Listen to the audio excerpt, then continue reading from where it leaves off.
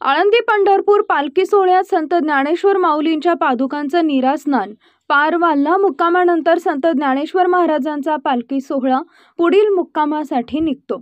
लोणंद मुक्कामापूर्वी श्री संत ज्ञानेश्वर महाराजांच्या पादुकांना नीरास्नान घातलं जातं। त्यानंतर नदी ओलांडून पालखी सातारा जिल्ह्यात प्रवेश करते।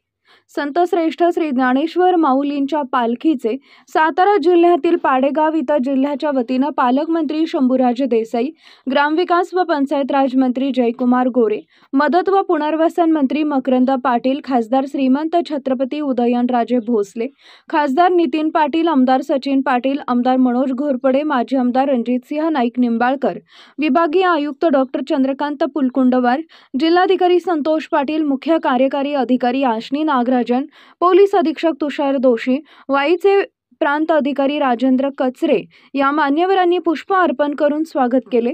तसेच लाखो भाविकांनी दर्शन घेतले। माऊलीच्या दर्शनासाठी भाविकांनी एकच गर्दी केली होती। शिवशाही न्यूज प्रतिनिधी शुभम कोदे, सातारा। ताज्या घडामोडी जाणून घेण्यासाठी शिवशाही न्यूज यूट्यूब चॅनलला सबस्क्राइब करा। आपण हा व्हिडिओ फेसबुकवर पाहत असाल तर फेसबुक पेज फॉलो करा आणि शिवशाही न्यूज.com या आपल्या वेबसाईटलाही भेट द्या।